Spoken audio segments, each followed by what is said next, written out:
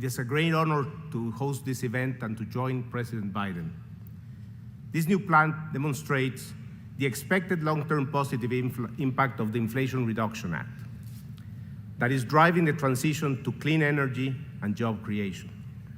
When completed, the Belém plant will produce wind towers to meet the growing demand for renewable energy in the Southwest region.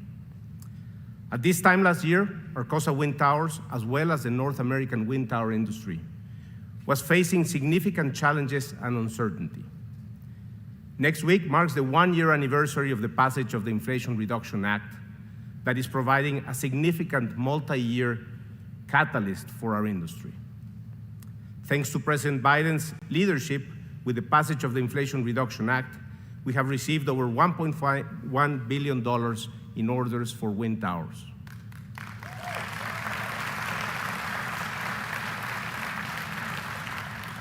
This is a great example of how policy has a direct impact on business.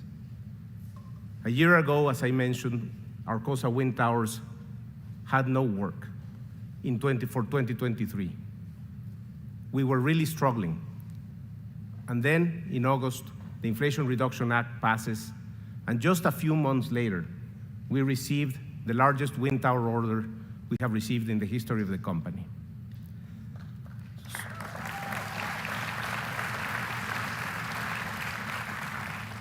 We announced this facility. We're investing $60 million. We're creating jobs. We're ramping up production in another 2 facilities of Arcosa, and I think we're just getting started. So, on behalf of the 6,000 employees of Arcosa and the communities where we are, I want to thank President Biden for pushing through this legislation and making it happen.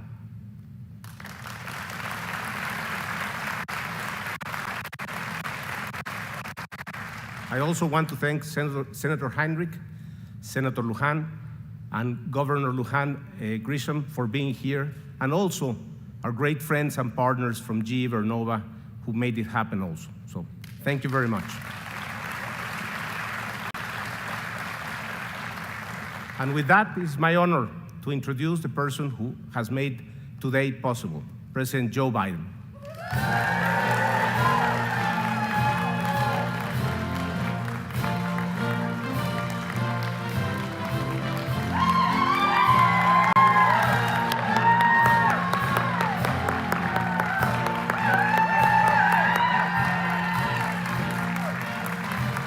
Hey, folks,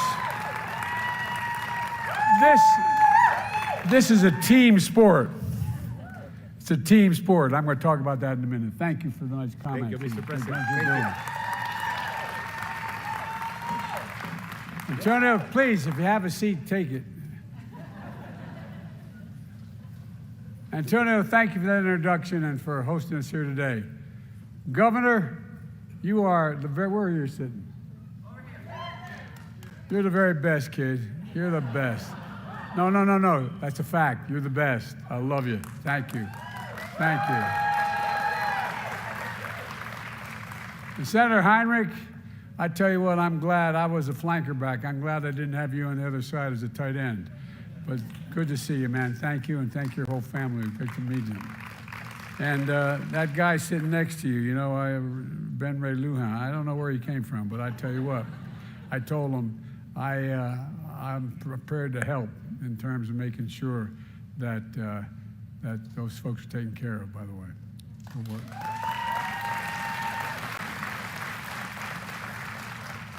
And Representative Stansbury, God love you, kid. I tell you what, you are really doing a great job. Thank you for all your cooperation, and thanks for your advice and your help.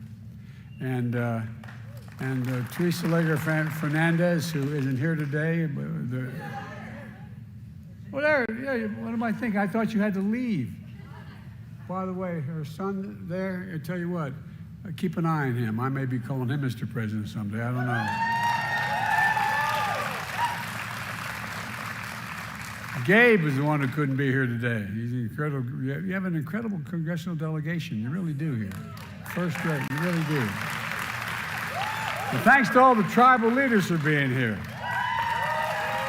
I just want you to know, I was raised by a guy most of you don't know. He was a wonderful, wonderful man, a great friend. His name was Danny Inouye. And he said, Joe, it's Indian nations. He taught me early on. But thank you for all you've done. We had a good day yesterday in your neighboring state, Arizona. I was able to put away just about 1 million acres of sacred land. Oh, no. That's good stuff. You know, I got so tired over the last 15 years, and this is a little story I want to tell you about why I was telling the team here, I know I don't look it, but I've been around a long time. But I've never been more optimistic in my whole career than I am today about America's prospects in both foreign and domestic policy. You know, went through an awful long time watching companies the last 15 years decide to invest overseas because labor was cheaper, shutting down factories all across America. And I asked myself, why do we have to put up with that? We're sending jobs abroad and importing products at home. We knew we could change that. I just knew we could change that. We have the best workers in the world. And my team and I decided, you know, if you hold here, there's a law that was passed in the 30s. It says any money that Congress sends me to spend, I can insist that it all be spent on American products with American workers. No president has paid much attention to that in either party. But guess what? I'm paying attention. As a simple proposition, I mean this from the bottom line, we decided we're going to invest in America. And this company is a great example. They're now poised to be the leader in the wind industry. But a few years ago, they were laying off workers because we weren't investing in them. So we passed a significant climate legislation. Not only moves us away from fossil fuels to cleaner technologies like wind, but it means we're going to make things and new technology here in America. And there's no reason why we can't do it. We have the best educated, we have the most advanced technology in the world. Why are we not doing that? That's basically what we're talking about today when we talk about investing in America. So today I want to talk about our progress in growing the economy from the middle out and the bottom up, not the top down. I came to office determined to move away from trickle-down economics. Not a whole lot trickled down on my dad's kitchen table when we were growing up. And focus instead on the middle class. Because the middle class built America. And guess what? And unions built the middle class. That's not hyperbole, that's a fact. And folks, and when the middle class, I'm a capitalist, when the middle class does well, everybody does well. The poor were way up and the rich were able to be very rich. Just make sure they pay a little more of their taxes. But look, the Financial Times and the Wall Street Journal have started to call my plan Bidenomics. Initially, I don't think they meant it with a great deal of respect. With all due respect to them, our plan is working. It's working. The economy has grown since I took office. It grew faster in the last quarter than anyone expected. And you know, we've created over 13 million brand new jobs since I took office. 13 million in less than 3 years. 90,000 new jobs right here in New Mexico. 800,000 manufacturing jobs nationwide. 800,000. None of you are tired of hearing me say this, but where is it written that America can't lead the world again in manufacturing? Because we're going to do just that. The leading manufacturer in the world. These are facts. It's not hyperbole. We've created more jobs in 2 years than any president in American history has in 4-year terms. Unemployment has been below 4% for the longest period stretch in 50 years of American history. And not only have we recovered all the jobs we lost during the pandemic, we now have more jobs than we did before the pandemic. Because unemployment's been so low for so long, Workers aren't just finding more jobs, they're able to look for better jobs at higher pay. And according to the research survey, job satisfaction in America is higher than it's been in the last 36 years. Look, the share of working age Americans with jobs is as high as it's been in 20 years.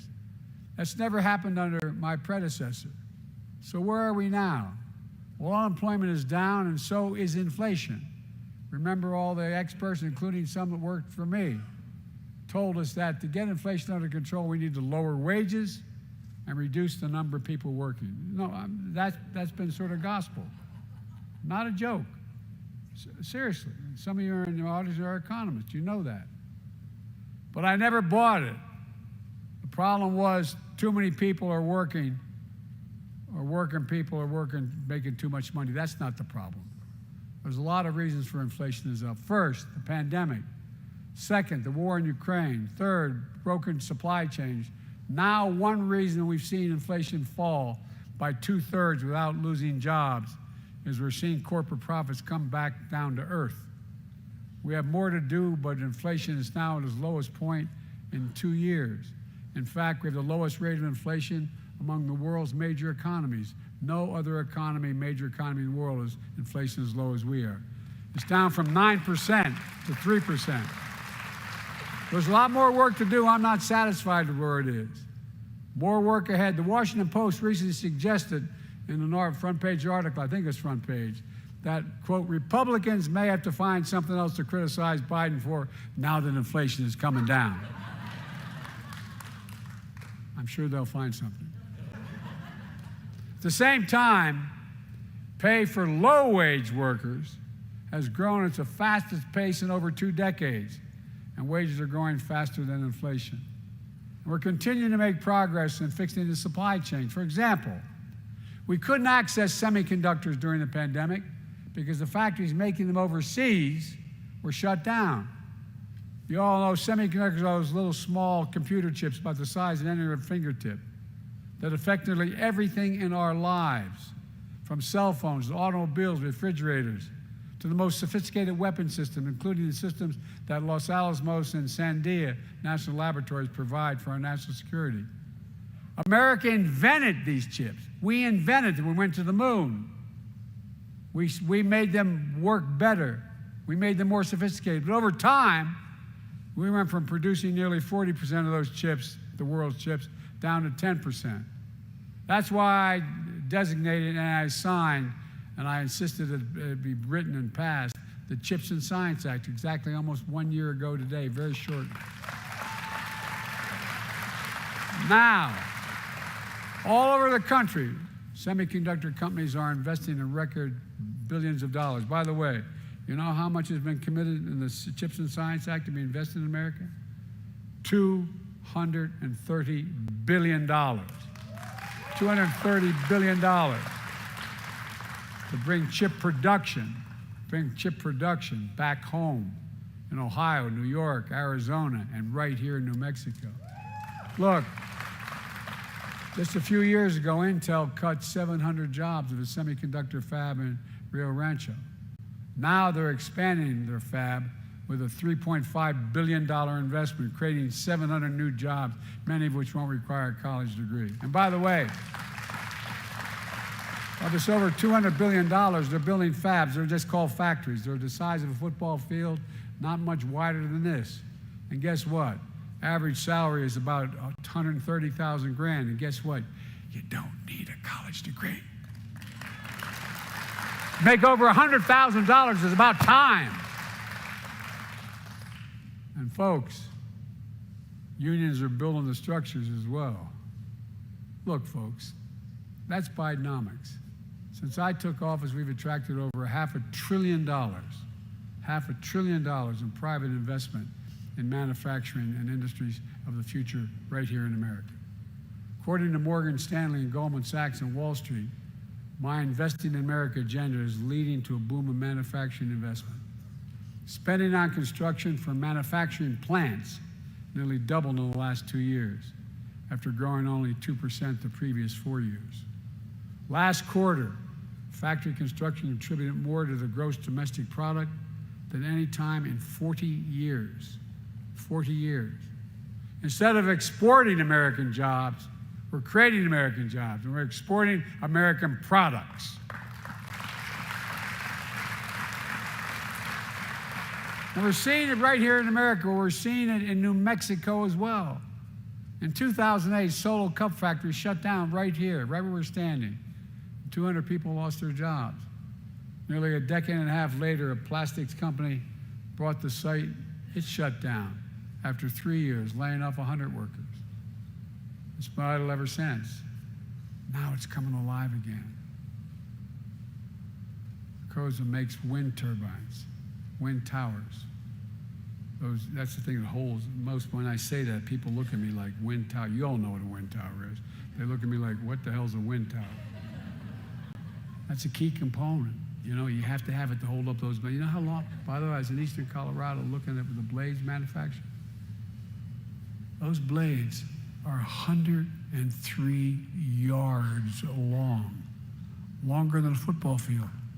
And by the way, they don't cause cancer.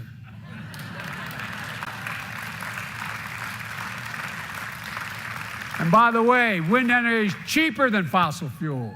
Solar energy is cheaper. A few years ago, business took a turn.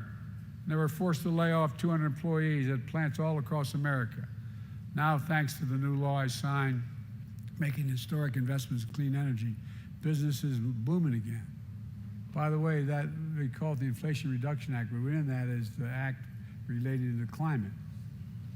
And it's $368 billion. And when I passed that, not one single guy on the other team voted for it.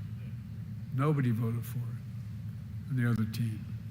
Since I signed that law, building the law, Arcosa has received $1.1 billion in orders for new wind towers. And today we're here breaking ground on a new plant that's going to create 250 new good-paying jobs. And meanwhile, we're speeding up permitting for transmission lines so wind energy produced by these towers reaches people's homes. Because what's happening now is it's hard to get a lot of these towers are old, and everybody is not in my neighborhood. They don't want a big new tower going up. So we're strengthening the towers, and we're going to go underground. It costs 6 times as much to go underground, but we're learning how to do that more cheaply so that it doesn't cause the forest fires and all the things that happen when major windstorms knock these lines down. My administration recently completed a review of a proposed Sunzee line, a transportation energy from a planned wind farm here in New Mexico and Arizona and California. So you're going to generate the wind here, the energy here, and be able to transmit it all the way across Arizona into California as well. These projects are expected to create 2,000 new construction jobs and up to 150 permanent jobs, providing clean energy for up to 3 million Americans. 3 million. And reducing the pressures of climate change. Like I said, Bidenomics is about bringing supply chains back home. Arcosa makes wind towers that's going to go into turbines made by GE Verona. I mispronounced it. Renewable in Florida, New York. Pattern Energy will use these turbines to build the largest wind farms in the Western Hemisphere, spanning Lincoln, Torrance, and San Miguel counties in New Mexico. And Sunzee will use that energy to power homes all across the Southwest. That's Bidenomics. It's cheaper. It's cheaper. That's what we're talking about, investing in America. You know, this company says investing they're making here is a direct result of the law we signed almost exactly a year ago. The most significant investment in clean energy in combating the existential threat of climate change ever anywhere in the world. Like I said, it's $368 billion. And Governor Lujan Grisham is leading the way, launching New Mexico Community Solar Program so families will save money on electric bills, stopping leaks of super polluting methane from oil and gas operations. We're capping thousands of those wells all across America. beginning in western Pennsylvania, coming west, and putting New Mexico on a path for a cleaner, cheaper electric transmission future as well, this state.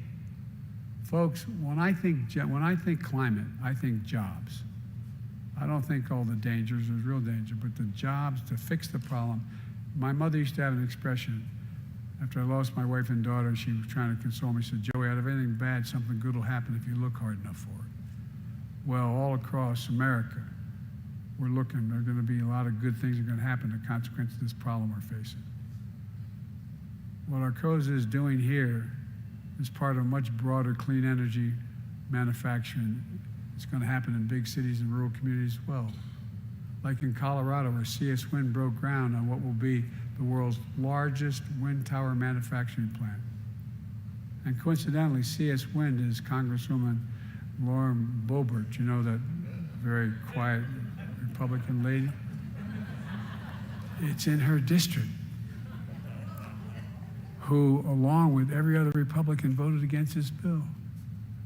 And it's making all this possible. And she railed against its passage. But that's okay, she's welcoming it now. When I ran for office, I promised to be president for all Americans. Whether you live in a blue state or a red state, I'm going to keep my promise. Before we made this historic clean energy investment, Siemens Corporation laid off workers who were making wind turbine parts and put the plant in Iowa and Kansas into what they now call, they refer to as hibernation. I hibernated in a while, Iowa for a while, but look, now we're reopening both these plants and rehiring workers. In New York, GE is investing $50 million for a new manufacturing assembly line making critical components for turbines in partnership with organized labor. Every one of these companies has pointed to the clean energy law that we originated and I signed as a reason for making these investments. And we're making sure rural communities are benefiting from these historic investments as well. It's not just urban areas. We're investing over $160 million in New Mexico to support conservation of climate-smart agriculture and forestry, like improved water management. We're grazing livestock in ways that improve soil health, helping farmers and ranchers get paid for doing the right thing, planting material that absorbs carbon from the air, and not just, look, we've launched the Rural Partners Network, placing federal employees on the ground in New Mexico to help rural communities take advantage of the federal resources so they're there and can, because this is all new stuff. People on the ground to say, here's how you do it. This is what you do. Building an economy from the bottom up and the middle out means strengthening our rural economy so farmers and ranchers and their children don't have to leave home to find opportunities for work. Where I come from, it's all about pride. It's all about restoring pride. Being able to make a living in the community you love and where you were raised and not have to leave. Folks, it's all part of my plan. The plan is to invest in America. We're transforming our country, including by rebuilding America's infrastructure. We used to have the best infrastructure in the world. We were number one in the world. That's ports, railroads, airports, roads, everything. You know where we are now? We're number 13 in the world. China used to be number 8. Now they're number 2. How can you have the best economy in the world with a second-rate infrastructure? It's not possible. And through the bipartisan infrastructure law, we already announced over 37,000 projects in 4,500 communities all across America, including $3.6 billion in investments right here in New Mexico. So far, we're just getting started. For example, the city of Albuquerque is getting $25 million to rebuild the Uptown Transit Center, making it safer, more accessible, and easier for folks to get uptown and helping transform the area into a vibrant community hub. We're investing $160 million in eastern New Mexico rural water system to build a new transmission pipeline, providing a critical water supply to nearly 70,000 people from Clovis to Portales to Cannon, Cannon Air Force Base. Look, right now, over 114,000 homes and small businesses across New Mexico don't have access to high-speed internet. We're investing over $1 billion in this state to connect every corner of this state, especially rural communities and family farms, to affordable internet. And people sometimes say, why are you doing that? Imagine if a long time Roosevelt and telephones came along and said, we're not going to help invest in telephones. Come on, man. I don't know what the hell we're thinking. Already, we're saving nearly 170,000 New Mexico families $30 a month on their internet bills so far. We're making investments like this all across the country. If I could pause for another second, there's a distinguished senator from the state of Alabama who used to be a pretty good football coach. And he's railed against this legislation. And then I noticed he had a big announcement. Alabama's going to get $1.2 billion for internet. And I thought, wait a minute. Didn't he rail against that for a long, long time? I was inclined to go down and help him celebrate, but I decided not to. Look, we can see exactly where we're making these investments, and you can see exactly where they are. If you go to invest.gov, you'll know exactly where every one of these investments is going throughout America. These investments create thousands of good-paying jobs. We're making sure workers have the skills to do the jobs. For example, in New Mexico, we're funding the mobile training unit run by the Plumbers and Pipe Fitters Union, UA Local 412. It's going to train plumbers and pipe fitters and HVAC workers with a focus on training Latino workers, indigenous people, and people recovering from substance abuse.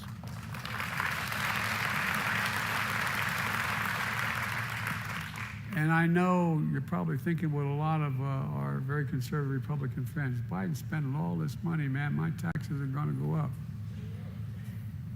Unless you make more than $400,000 a year. Your federal taxes aren't going to go up a single penny. And guess what? I did all this without raising anybody's taxes in the middle class. And one other little thing. During this process, I cut the federal budget in 2 years by $1.7 trillion. 1.7, the largest anyone's ever done in 2 years. The last guy increased the national debt by 40%. Folks, we've done all this without raising taxes in the middle class, and I promise we'll never raise federal tax on anyone making less than $400,000 a year. I've kept that promise, I'm going to keep it. Unlike the last president, as I said, my first 2 years in office, the federal deficit fell by $1.7 trillion. And we got what we promised. We can cut the federal deficit and still do all the rest of this. Folks, every one of my friends in the other team in Congress voted against the clean energy investments. And the vast majority voted against the bipartisan infrastructure law. But that hadn't stopped them from claiming credit. Now the billions of dollars and thousands of jobs are coming to their states. Like I said at the State of the Union address, I'll see them at the groundbreakings. Look, let me close with this. I'm not here to declare victory on the economy. We have a lot more work to do. We have a plan, and it's turning things around. Bidenomics is just another way of saying restore the American dream. 40 years of trickle-down economic policy limited the dream to those at the top. But I believe every American willing to work hard should be able to get a job, no matter where they live in the heartland, small towns, raise their kids on a good paycheck, be able to keep their roots where they grew up. My dad used to have a saying, and I mean it sincerely. He'd say, Joey, a job's about a lot more than a paycheck. It's about your pride, it's about dignity. And he meant it, not a joke. It's about dignity. It's about being able to look your kid in the eye and say, honey, it's going to be okay. It's like being able to say, you think I'm kidding, but some of the folks in Congress knew my dad. He meant it. And he said, the real question, Joey, is at the end of the month, after you pay all your bills, is there anything left? You have a little breathing room, just a little bit of breathing room.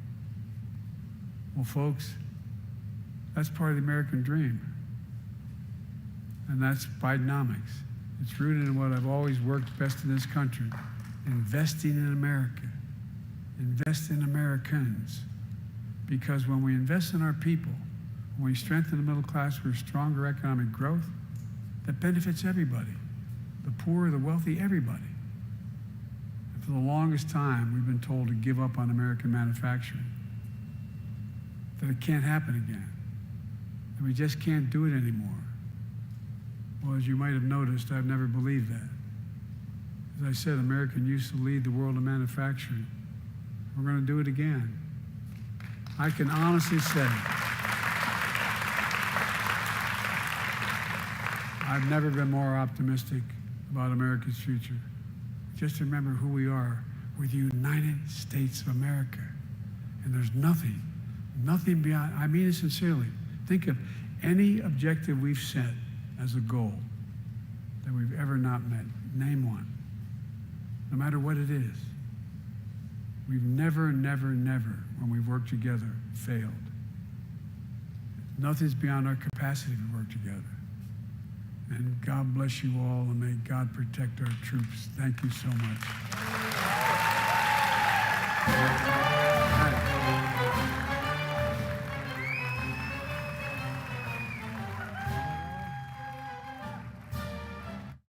Current IOA leader.